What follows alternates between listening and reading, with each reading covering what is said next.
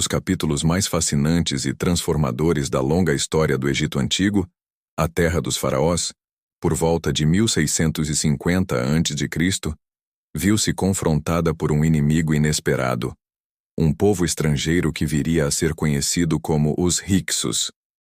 Essa não foi apenas uma invasão, mas uma revolução militar e cultural que, ironicamente, forçaria o Egito a se reinventar e a pavimentar o caminho para sua era de maior glória.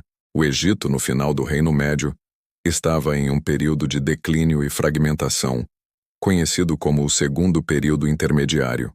O poder central dos faraós havia enfraquecido, províncias e cidades-estado gozavam de maior autonomia e a estabilidade que caracterizava os grandes reinos anteriores havia se dissipado. Este vácuo de poder no delta do Nilo e no norte do Egito criou as condições perfeitas para a ascensão de uma nova força. Os Hyksos, um nome que significa governantes de terras estrangeiras, ou reis pastores, eram na verdade um conglomerado de povos, predominantemente de origem semítica, vindos do Levante, região que hoje compreende Israel, Palestina, Líbano, Síria e Jordânia. Eles não chegaram em uma única e avassaladora onda de invasão. Muitos já estavam presentes no delta do Nilo há gerações, como comerciantes, artesãos e pastores, atraídos pela riqueza e estabilidade do Egito. Contudo, aproveitando a fraqueza interna, eles gradualmente consolidaram seu poder, inicialmente pela infiltração e depois por uma conquista militar mais assertiva. Por volta de 1650 a.C., os Hyksos estabeleceram sua capital em Avaris, atual Tel el-Daba, no delta oriental. Dali, eles estenderam seu domínio sobre o Baixo Egito e exerceram influência e controle sobre grande parte do Alto Egito, embora os faraós egípcios nativos de Tebas mantivessem uma soberania nominal sobre suas terras, muitas vezes forçados a pagar tributo aos novos senhores do norte.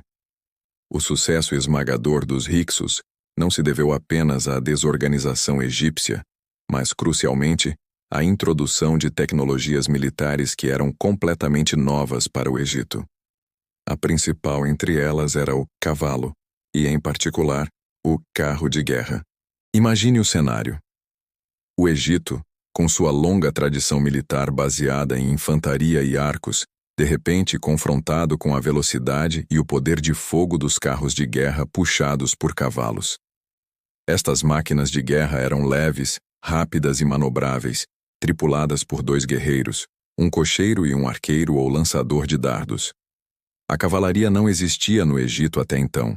O cavalo era uma novidade espetacular, talvez inicialmente usado para transporte de mensagens e caça.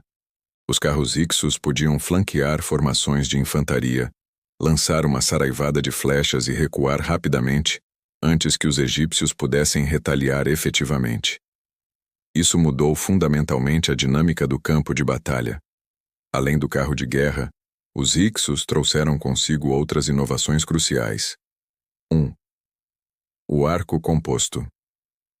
Superior ao arco simples egípcio, o arco composto era feito de várias camadas de madeira, chifre e tendão, resultando em maior potência, alcance e precisão.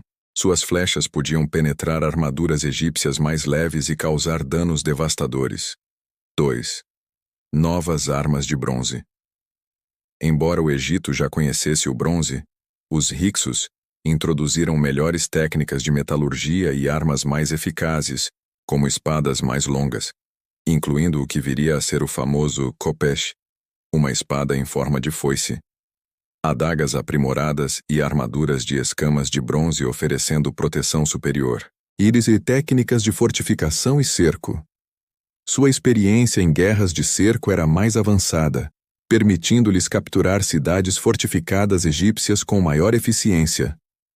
Os Hyksos governaram partes do Egito por aproximadamente 1 século.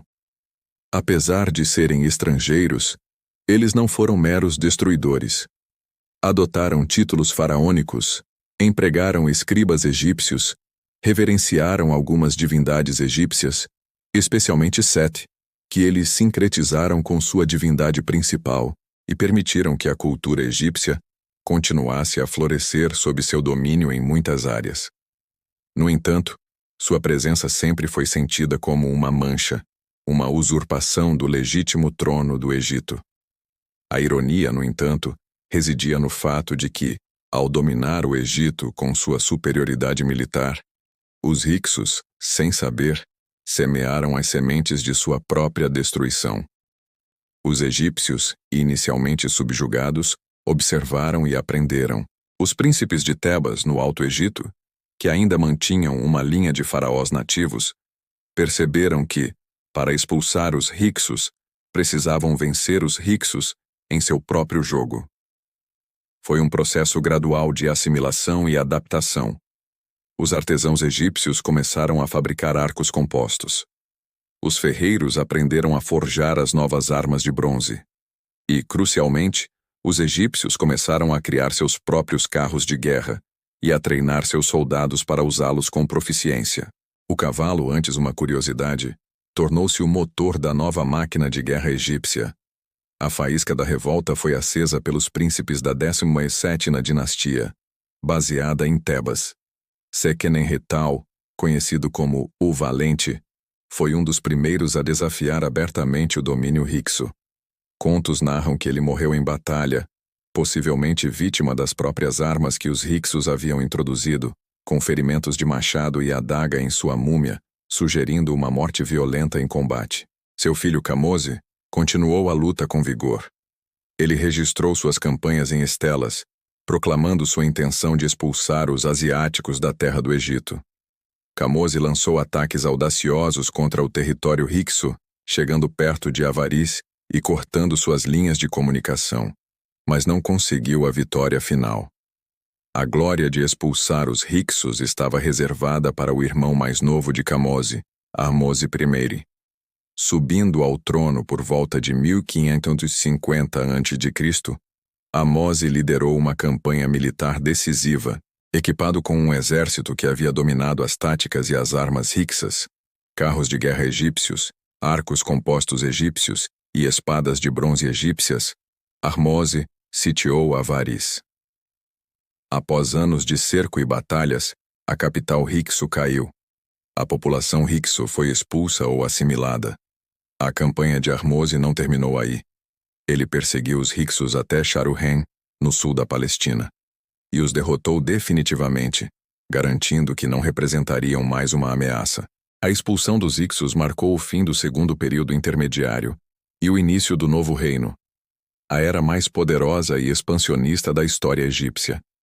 A experiência com os Hyksos incutiu nos faraós egípcios uma nova mentalidade: nunca mais permitir que forças estrangeiras ameaçassem a segurança do Egito. Isso levou a uma política externa agressiva, com o Egito expandindo suas fronteiras e criando um império para servir como um amortecedor contra futuras invasões. O Egito, sob o novo reino, emergiu como uma superpotência do mundo antigo. Seus exércitos, equipados com cavalos, carros de guerra, arcos compostos e novas estratégias, conquistaram vastas terras no Levante e na Núbia.